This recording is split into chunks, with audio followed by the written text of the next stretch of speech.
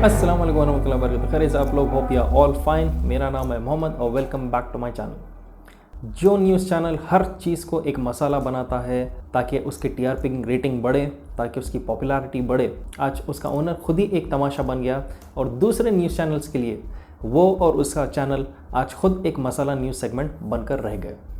हाँ, मैं बात कर रहा हूँ अर्नब गोस्वामी के अरेस्ट के बारे में। रिपब्लिक टीवी का जो ओनर है, जिसने कुछ चंद महीने पहले चलाया था एक टॉपिक जहाँ पर जमातियों को उसने कहा था कोरोना ये लोग फैला रहे हैं, और उसके बाद सुशांत सिंह राजपूत का जो केस था वो कंटिन्यूसली उस चीज़ को बहुत ड्रैग करते रह रहा था। नो डाउट अच्छी चीज़ है क्योंकि शायद उसको दबाया जा रहा था, लेकिन हद से ज़्यादा उसी एक बात को लेकर वो जो खींच रहा था उसके पीछे मोटिव क्या था और जो उस पर केस दर्ज किया गया है, क्या ये एक पॉलिटिकल मूव है शिवसेना की तरफ से, और क्यों बीजेपी इतना खुलकर उसके अरेस्ट के खिलाफ प्रोटेस्ट कर रही है, ये मैं आपको वीडियो में आगे समझाता हूँ। अर्नब गोस्वामी बहुत ही फाब्रांड टाइप का जर्नलिस्ट है, बहुत ज़्यादा ये टीआरपीज इसको मिलते हैं, लेकिन नो डाउट ये बहुत ज़्यादा इंटरेस्टिंग करता है हर एक टॉपिक को, क्योंकि इसको पता है कि साइकोलॉजी से कैसा लोगों के खेलना है। तो ये एक न्यूज़ चैनल को एक मसाला चैनल की तरह बना कर रख दिया, जहाँ पर हर चीज़ में चीखना चिल्लाना, 10 लोगों को बुलाकर डिबेट कर सबको लड़ाना, सबकी आवाज़ कम करके खुद सबसे ज़्यादा बीच में पुकारने लग जाता है। लेकिन अभी उसको अरेस्ट क्यों किया गया? महाराष्ट्र में अर्नब गोस्वामी को अभी अरेस्ट किया गया ये बताकर कि एक 53 ईयर ओल्ड इंटीरियर डिज़ाइनर जिसका नाम था अन्वय नायक और उसकी माँ 2 साल पहले उन्होंने सुसाइड किया था अर्नब गोस्वामी की वजह से। उस आर्किटेक्ट के लेटर में 3 नाम दिए गए थे, जिसमें सबसे पहला नाम था अर्नब गोस्वामी का, और ये लिखा गया था कि मैं ये कदम इसलिए उठा रहा हूँ क्योंकि अर्नब गोस्वामी ने मुझे अपने पेमेंट्स नहीं दिए। चैनल स्टूडियो का जब सेटअप हो रहा था ये उसका आर्किटेक्ट था। 2 साल पहले ही पुलिस बहुत प्रेशर के अंडर आकर उस केस को बंद कर दी थी।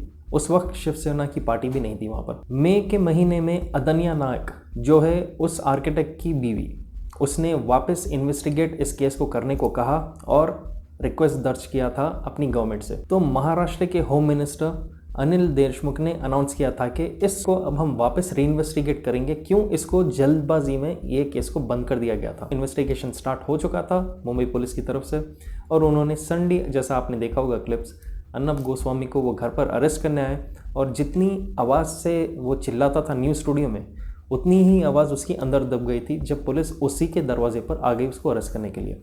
आप देख सकते हैं डर कितना है उसके अंदर इस चीज़ को लेकर। इस अरेस्ट होने से पहले अर्नब गोस्वामी और उसके चैनल पर और एक केस दर्ज किया गया था मुंबई पुलिस की तरफ से, ये बताकर कि ये चैनल फेक टीआरपीज पब्लिक में बताते हैं, कंपनीज़ को बताते हैं। टीआरपी जो होता है वो एक फैक्टर होता है कि आपका चैनल कितने लोग देखते हैं। जितना चैनल ज़्यादा आपके लोग देख रहे बोलकर आप प्रूफ बताएंगे, उतना ज़्यादा आप डिफरेंट कंपनीज़ को उनका एड्स चलाने के लिए पैसा डिमांड कर सकते हैं।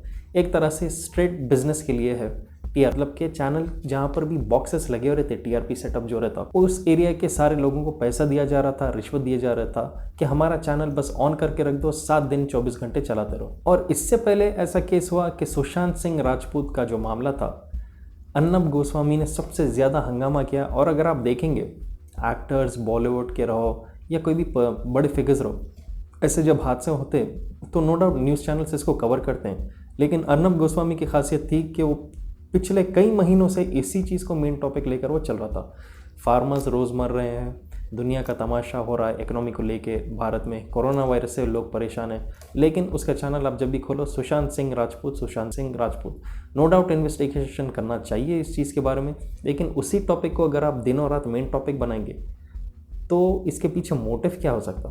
कई सारे लोगों ने आर्टिकल्स लिखा था, कई सारे पॉलिटिशियंस ने यही कहा था कि ये शिवसेना की गवर्नमेंट के खिलाफ बताने के लिए सुशांत सिंह राजपूत का केस को उछाल रहा था, क्योंकि कई लोग ऐसा बता रहे थे कि सुशांत के शिवसेना के बेटे पर ही इल्ज़ाम इस चीज़ का डाला जा रहा है कि वो केस में इसका हाथ है। अर्नब गोस्वामी इस चीज़ को कंटिन्यूसली प्रेशर डाल रहा था कि इस करंट गवर्नमेंट का इसका ताल्लुक़ है, क्योंकि आपको पता होना चाहिए शिवसेना और कांग्रेस अलायंस में रहकर महाराष्ट्र में अभी गवर्नमेंट फॉर्म किए हुए, और बीजेपी कई लोग बोलते हैं कि अर्नब गोस्वामी को पूरी तरह से इनडायरेक्टली बैकिंग दे रहा है अपना माउथपीस बनाकर।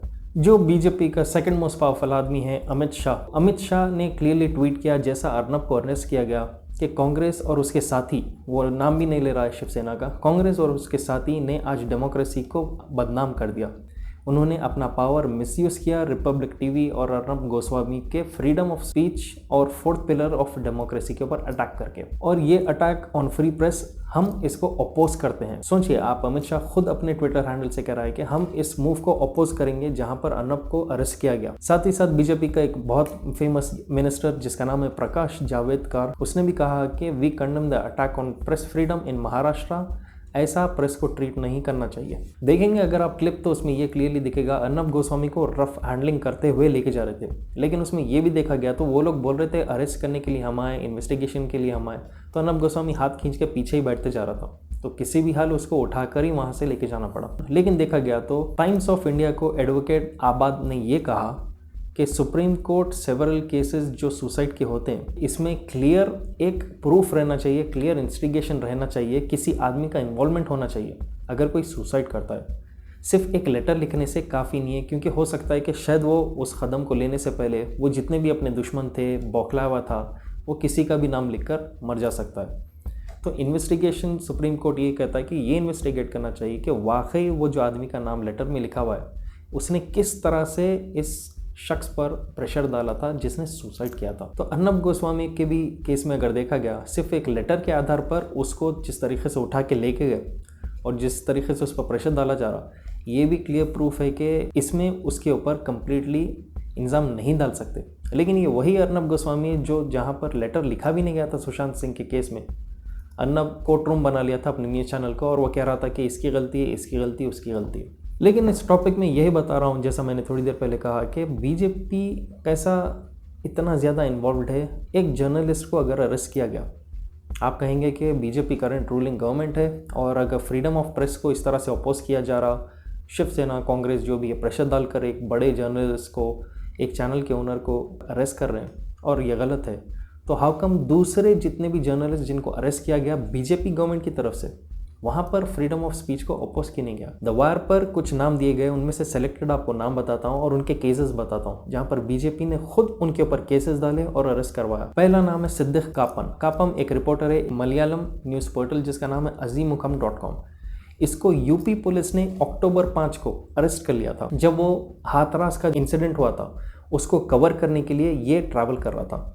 अगर आपने देखा होगा हाथरस के इंसिडेंट का मैंने एक वीडियो बनाया था जिसमें एक पॉलिटिकल ब्रेकडाउन दिया कि ये तमाशा क्यों हो रहा है इस चीज़ के बारे में। दूसरा नाम है किशोर चंद्र वांगखेम। ये एक मणिपुर का जर्नलिस्ट है जिसको अक्टूबर में ही अरेस्ट किया गया था क्योंकि उसने रिस्पॉन्ड किया था एक वायरल पोस्ट को जिसको एक बीजेपी पॉलिटिशियन की बीवी ने बनाकर डाला था। और ये पहली बार नहीं बल्कि 2018 में भी यही केस सेडिशन का उस रिपोर्टर पर डाला गया था जब उसने आरएसएस के चीफ के ऊपर कमेंट किया था और प्राइम मिनिस्टर मोदी के भी खिलाफ। तीसरा नाम वो है प्रशांत कनौजिया और इसको यूपी पुलिस ने 2 बार पिछले साल अरेस्ट किया था। चौथा नाम है रजब शर्मा। ये आसाम का जर्नलिस्ट है और इसको जुलाई 16, 2020 को अरेस्ट किया गया था एक डिस्ट्रिक्ट फॉरेस्ट ऑफिसर के कंप्लेंट पर। शर्मा उस वक्त ये इन्वेस्टिगेट कर रहा था कि कैटल की स्मगलिंग कैसा एक फॉरेस्ट में हो रहा था।